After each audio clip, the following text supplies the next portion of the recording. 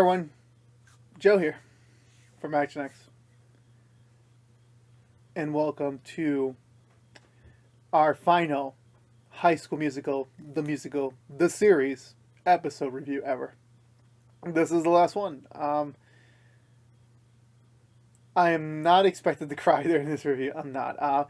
Also, fun fact, I looked at the whopping, and I was like so happy this episode was over an hour. I was like, okay, thank you, God, that this isn't some sort of short ass BS. You know, this isn't now where we're telling a proper like hour-long finale to wrap up the story. And this felt like, I think, the best way you can end the show, where it's not like a goodbye, but it's more like, hope to see you again. Maybe I'm a little too hopeful reading into the weeds. I definitely want to say they wrote this as a just in case that if Disney, the higher lords of Disney, pleads to us to get to some sort of continuation of the show, I would be very, very happy with that. But for now, this being the final chapter of this story, and I think they've done it so beautiful. It's not a perfect finale. I do admit that for me, I do have some nitpicks. But other than those little nitpicks, I think everything was just wrapped up pretty well. Everything was kind of, again, open-ended, where a lot of things were like you can leave to the imagination where things could go next. So, honestly, I really want to get into it. But for now, just to say, I think this was the best finale that you could do with this show, with this material, with this story that they've been telling for almost 5 years. That this is the end of this story for the Wildcats. But I remain hopeful that we will get to see the Wildcats again at some form in the future. And I think this finale encompasses that perfectly. So with that being said, for the last time on this show, let's do the Butcher recap. So we begin right where the last episode left off. Act 2 of their High School Musical 3 senior year production. It's about to begin. Thankfully, we do not have an instant where Ricky has to go and not be Troy again. Thankfully, no, he's going straight back into Troy.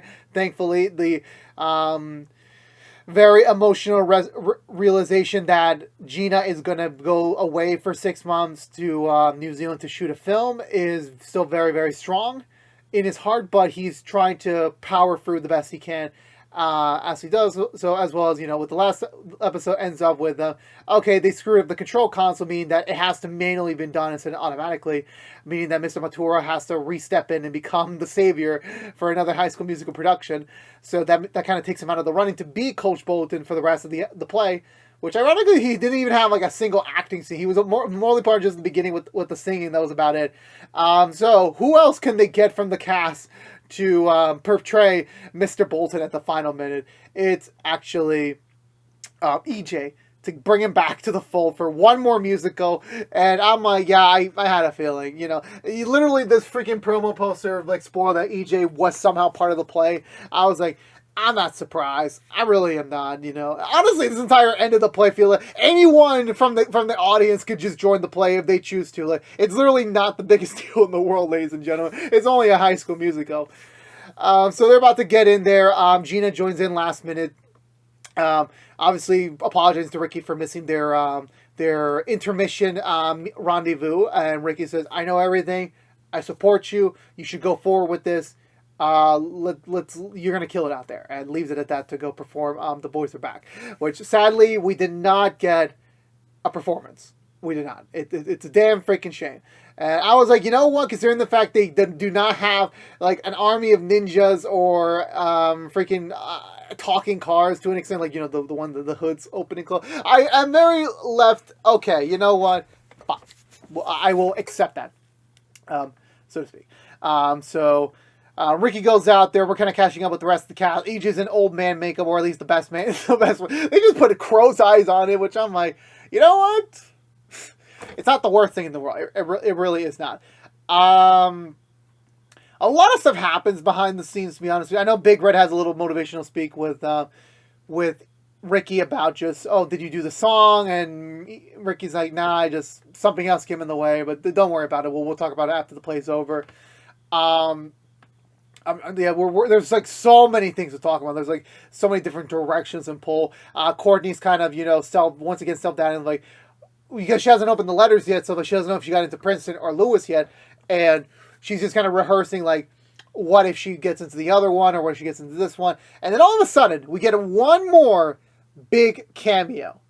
Sadly, it is not Zac Efron. Sadly, it's not Vanessa Hudgens. Sadly, it is not Ashley Tisdale. It actually is to complete off the, I guess, the main trilogy of like actual like the main six to return to the actual show. It's Monique. She's back. For some reason, she's just like, I stayed in Salt Lake City after the shoot to do some snowboarding with my boyfriend, which I'm like, I thought she was married.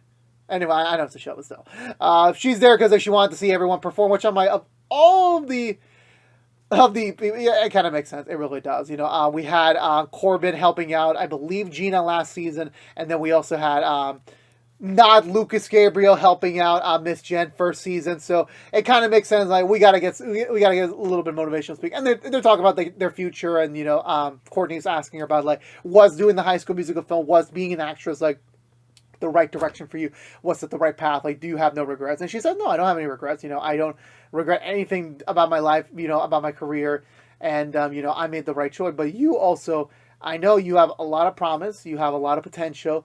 But knowing who you are as a person, you're going to do amazingly well no matter what path, you know, you're set out to be. Which I'm like, again, very, very sweet message, you know, completes the trifecta of sorts.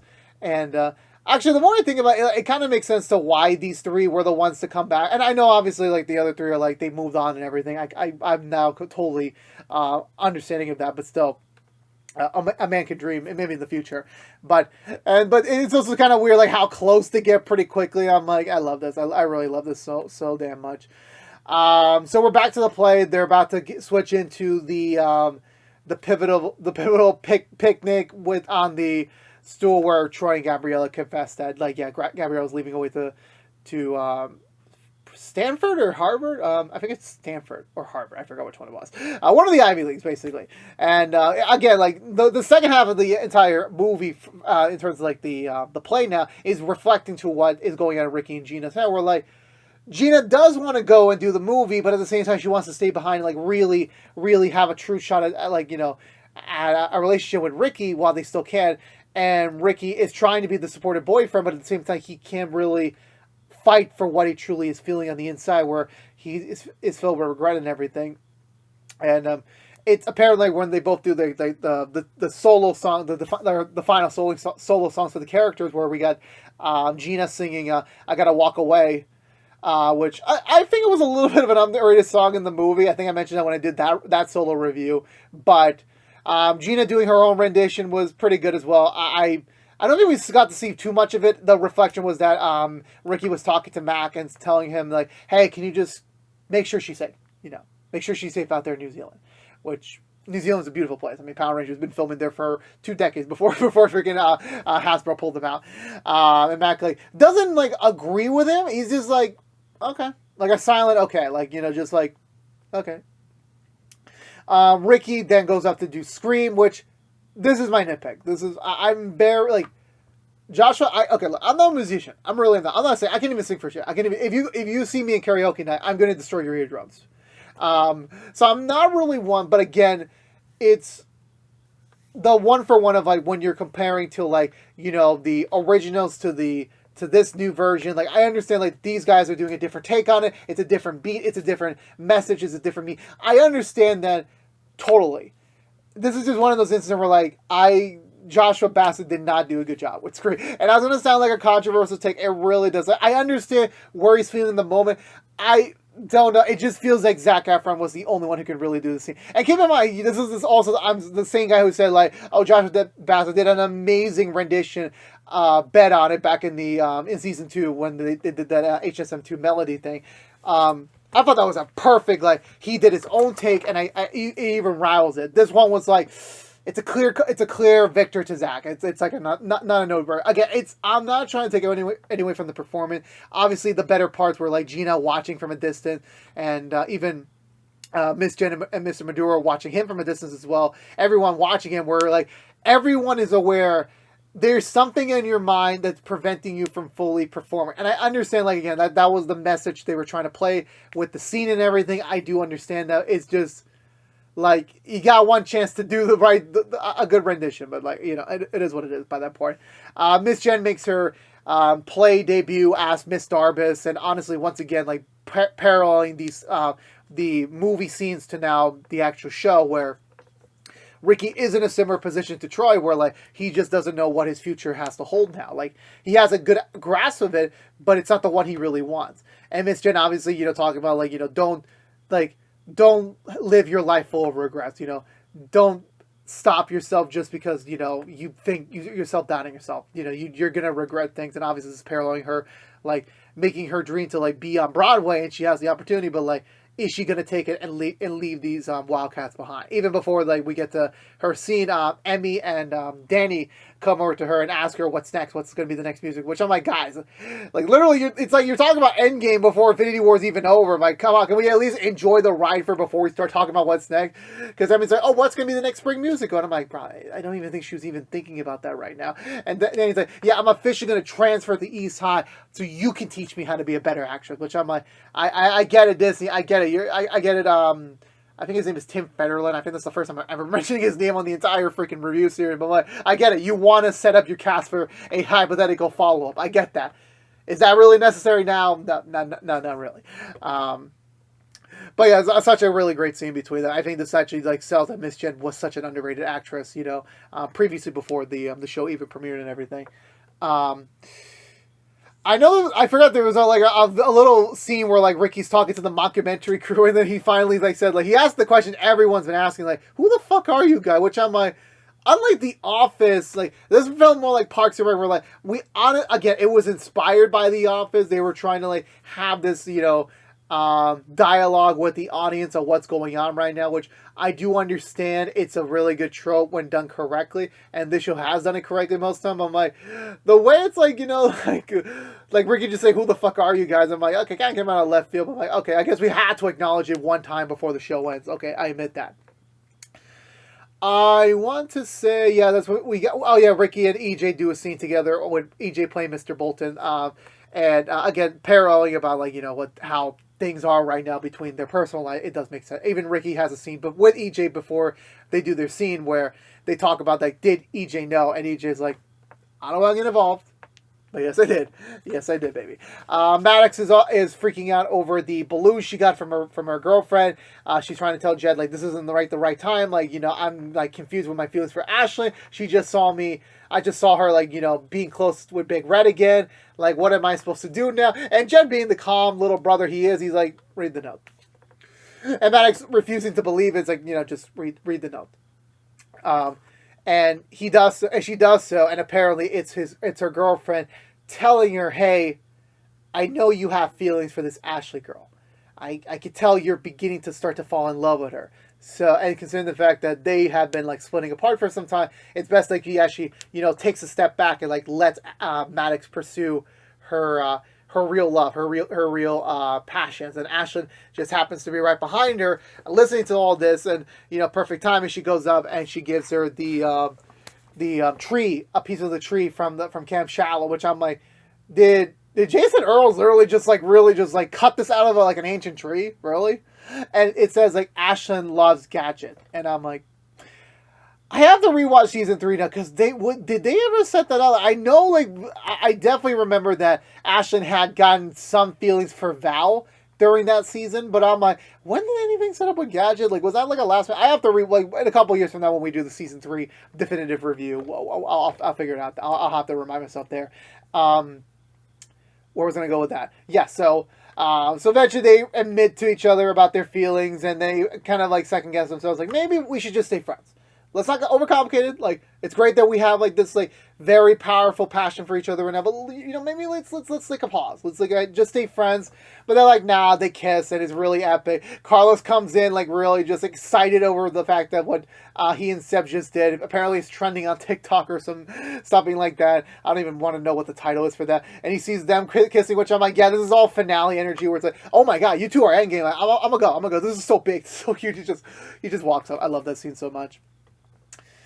Then I think we transition to Ricky and Gina singing It was a cut song from the movie apparently, so I'm actually very thankful that they got to put it in the show. And as symbolism to like how forgotten this song was, I forgot the name of the song. I really did. It was a song where like Troy and Gabriella were like paroling each other before they say goodbye, before Gabriella leaves to Harvard, where they're kind of like regretting everything. It's a reprisal.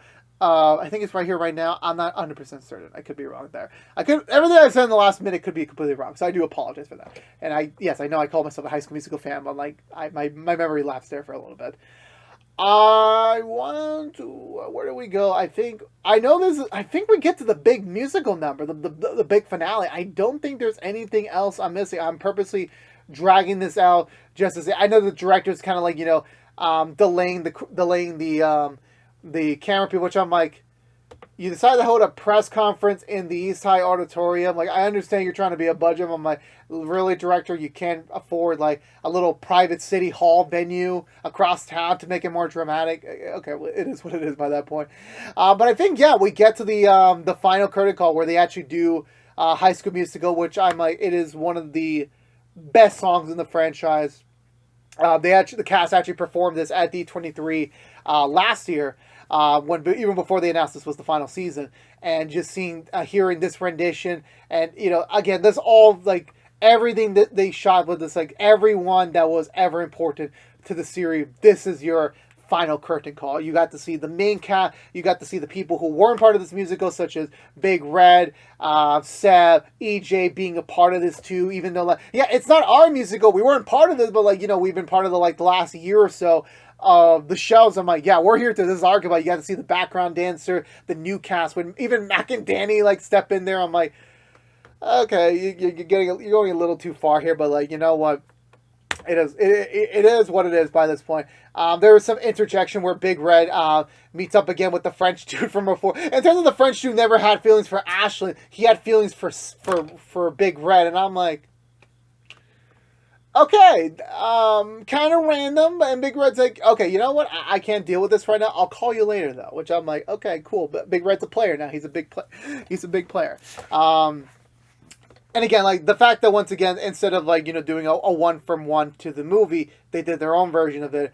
It's not the dance they do in the movie. It's just them doing a farewell lineup type of thing, which is again, the best way you could do it, because it fits the theme of the show. This was never supposed to be a grand scope thing. This was supposed to be a smaller scope thing, and it worked out in the end. It really did, especially when I rewind this scene so many damn times because I was in the middle of the episode watch for the first time, where the main five of the show, at least the main five throughout the entire the fourth season, they're singing together, then they grab each other, they walk up to the front of the audience, and they give their final bow, the final jump from the movie, and I'm like, and the music's just hitting so perfect, which I'm like, fuck yes, this was absolutely perfect. This was really perfect. Everyone's in applaud, everyone's in celebration. The parents are happy. Jason Earl's happy. Everyone's happy. We do not get to see Monique, sadly. Everyone's happy. Sadly, Gina has to step away from the celebrations to go get ready for the announcement. And everyone's so happy. Everyone returns back to the rehearsal room for a little photo session for Miss Jen's, collection before, at this point in her brain, she's settling on I'm going to leave East High and join the Wicked production. At least that is her plan. At least in her head right now at this mind space. Even she's taking photos on her freaking Polaroid. And everyone's just wondering, where's Gina? And Miss Jen's explained to them she has something big to say to you, to everyone, and we're gonna wait for her to come and tell us the news. Because again, this is in Miss Jen's news to tell. Ricky, however, decided to fill some time. Goes up and kind of pours out his feelings to the Wildcats, where he expresses that he is very, very thankful that this program came along, that these people came into his life and made it for the better, that he went from kind of being a very I really don't. And the way he said, like, the other nitpick I had where he said, like, he was always alone, which I'm like, well, you had Nene, you had Big Red. I understand, like, it's like only two people really that, like, actually cared about you. And I know where he's coming from. I'm like, come on, you could phrase that better. And then him coming into this whole family, this whole, like, year and a half journey he's been on. It's like, it's been something that, he's going to carry all throughout the rest of his life and how special it is. And everyone's crying, and I'm like, I even started to tear up a little bit, which I'm like, yeah, some of your line delivery was, not perfect, but I'm like, damn, you're right, you're really, really right, because, honestly, the Wildcats, back in the movies and now again with the show, they've made such a big impact, because it's a different version of family. It's friendship, but at the same time, it's like, you found your people, you found your little niche, and sometimes in life it's pretty hard to find those people. Sometimes you can find them at the beginning of your life, sometimes you can't find them until, like, towards the end, like, you never really know, so to speak. And yeah, it's pretty,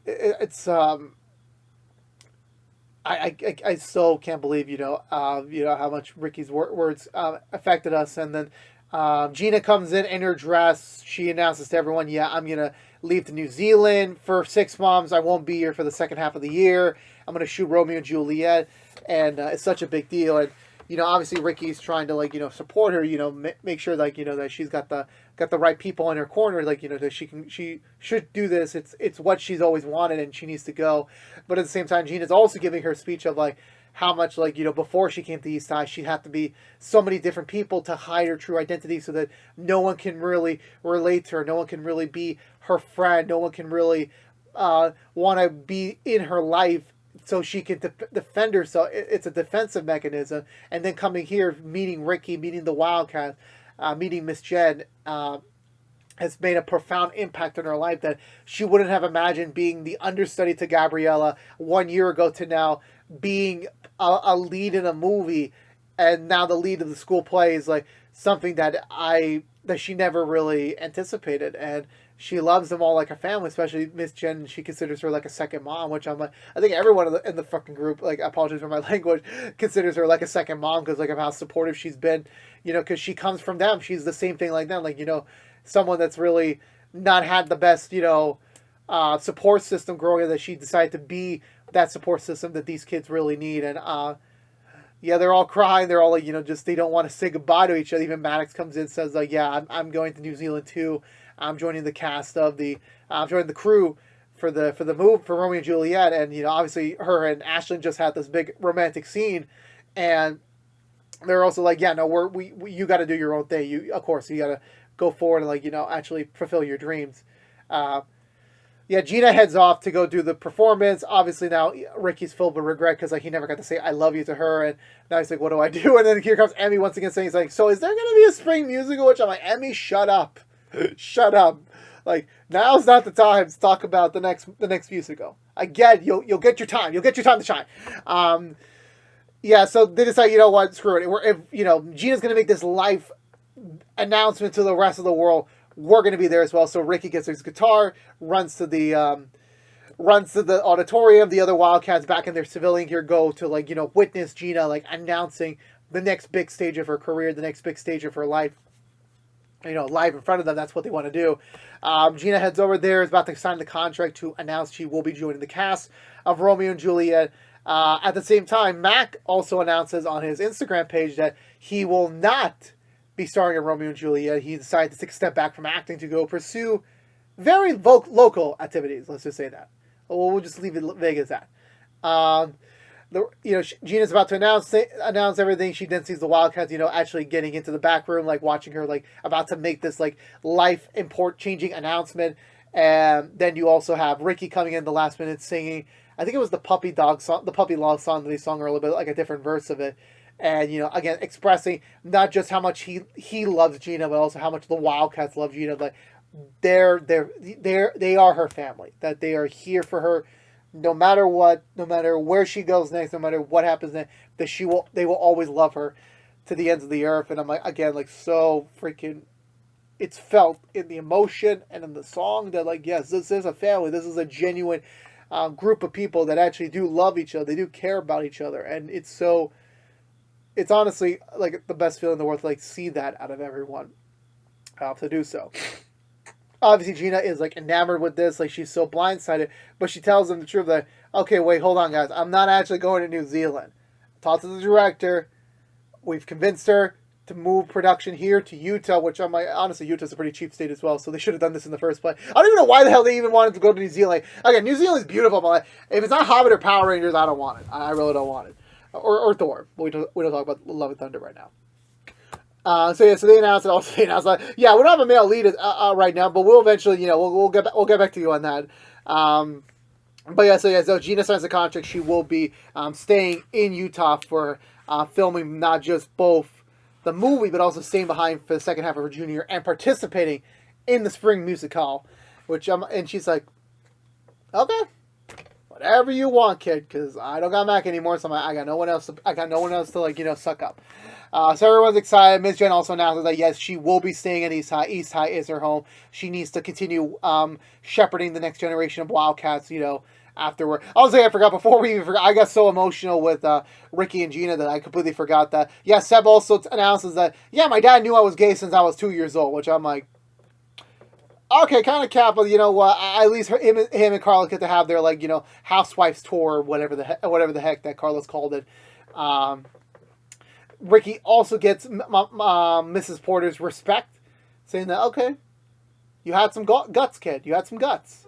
I'm not a big fan of you, but I'm watching you. You can come from my front door now. Which means she's got the respect. He's got the respect, which I'm like, that's what you need. That's what you need to progress in life, to get the respect of the mama or the papa. In this case, the mama. But yeah, so that's all ends well. That ends well. Everyone's just happy. Gina gets to stay. Miss Jen gets to stay as well. So I guess the Wildcats will stay together at least one more semester together as a little tight, nice knit family of sorts, filled with possibilities endless. Carlos makes one interesting notice. There's still 2 unclaimed tickets to New Zealand, first class. That, and there's a limo outside too. So I'm like, it very much keeps the door open of like, maybe Mr. Maduro can finally achieve his dream and go to New Zealand. And he's like, no, I couldn't. And then Miss Jen says, we could. And I'm like, wait, what? Wait, okay. He's like, oh, finally. Which I'm like, okay, yeah, there was a subtle indication like, yeah, these two liked each other from the beginning. But I'm like, okay, kind of random to like kind of throw that in the finale. Like, again, they had a good setup going into like these final episodes. But I'm like, okay. Even Ricky said, okay, yes, thank you. Anyone but my dad. Which I'm like, damn, Ricky. You love her and you still won't consider her like a stepmom. You know what? Fine. You know what? It is what it is. C'est la vie on that. So they're a couple now, and they're like, so what do theater kids do right now after they just wrapped yet another High School Musical? And they only got one thing to do. Take a limo and head off to Parts Unknown singing Born to be Brave, while Miss Jen and Maduro leave for their supposed first trip as a couple. And my final nitpick of this series is that while they're singing Born to be Brave, like, I understand it's supposed to be a song representing the show. I'm just being honest to you. I always thought this to be a Nene and Courtney song. So the entire cast singing, it just doesn't hit the same way. But I do understand it's them being happy singing, like, I think one of the defining songs of the show's original soundtrack, which I do understand. I do get it. Like, this was necessary. Them having fun. Them like, we got a limo. Let's enjoy the night together wherever the hell this limo may take us next. And you know what? Let's just enjoy our happily ever after. But there's one more scene. And this scene is morally akin to like the actors and actresses part of the show rather than the show's content itself, where it's all the main characters, probably sometime afterwards, reuniting to like sing one more song. It's from the Wicked soundtrack, apparently. I never seen Wicked at all, so I don't know what the heck this song is, but it perfectly fits the theme of, this is goodbye, this is it, so long, c'est la vie, and that was it for High School Musical, the music of the series final season, and the entire show overall. This finale was freaking amazing. They landed the ship, but also leaving there room for more. I'm not going to say I'm hopeful Disney's going to announce season 5. I'm not going to say Disney's going to announce a spin-off or a continuation or anything. But I will say that they wrapped it up so perfectly. We're like, it's not the big graduation. This wasn't the big High School Musical 4 cameo fest that everyone was hoping for, especially myself when I predicted this last year. But they did such a great job. They focused everything on the cast, giving it all they got, somehow wrapping up everyone's storylines, getting everyone a happy ending of sorts, and allowing them to at least continue this journey, whether now that it is going to be off screen at least for a little while longer. But still giving them their next motivation to figuring out what is next for them in their storylines, which is what I'm always excited for as a viewer, as a reviewer, that, you know, the story doesn't end here. The story will never end for them. Their stories will continue on and on and on, whether we never see these Wildcats again or just see the legacy continue. Regardless of that, Ricky and Gina, like, this episode solidified them as, like, they are the definitive couple for the show. They've always happened. And as much as, like I said before, every episode, like, yes, the original plans changed. Yes, Nene was supposed to always be there. What were the original plans like? Like, I understand all that. But, like, deep down, the setup for these two were always there. And then just seeing their final moments together in this show made all much more sense and made the journey complete. And just seeing everyone else getting their own smiles, all their own, like, big moments to shine. It was undoubtedly something that they left their mark on the legacy of High School Musical. That it's not just the movie; it's also the show. And hopefully, maybe in a decade from now, maybe 2 decades from now, when we revisit the storyline somehow in some new shape, way, or form, that it will just continue to grow and grow and grow. But for now, this was undoubtedly everyone. Bravo. This was their defining performance in the entire show. And by the end of it, I'm legitimately going to miss this cast so much. I am. This cast we will probably never see again on screen together, sharing it. And I just have high hopes that, you know, wherever these people go next in their personal careers, that it's nothing more but upwards and onwards. But with that being said, for the last time, I'm giving this episode 2 thumbs up. My highest regards. Let me know in the comments below what you think of the finale to High School Musical, the series. I would love to have a conversation with you down below, as always. But I believe, sadly, that's going to do it for me today, everyone. So if you're unaware, this has been What's the 2 from ActionX. Having just finished our review of the final season of High School Musical, the series. If you want to know what we're doing, knowing What's the 2, beside our High School Musical, the series reviews that have just wrapped up, we are currently finishing up Nancy Drew, and we are currently also doing Heal Season 2 episode reviews each and every week after brand episodes on their respective platforms. But if you care about High School Musical, this is the end of our journey. This is the final episode.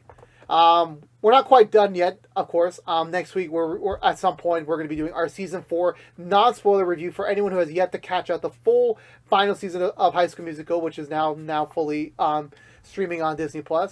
And then, of course, if you are unaware, we are also doing definitive reviews on every season of High School Musical, the series. We did Season 1 before we started Season 4. Throughout the next 3 years, we will come back. So, hopefully, maybe they'll announce something in the next 3 years so we can keep going. I'm not hoping my breath for that. But, again, this was just a very, very, very, very touching goodbye. But, yeah, thank you so much for watching. Subscribe if you haven't yet. Like, favorite, share if you want to. Ring the bell if you ring the bell. Follow on social media. For all you Wildcats out there, thank you so much for your support this entire season. Last 4 seasons. Everything we've done for High School Musical. It will always live on in our hearts. You'll always be a Wildcat forever, whether you were a fan from 2006 or 2019. Everyone is always a Wildcat. But until we see each other again, hopefully in the future, stay safe out there, be good to each other, and as always, peace out.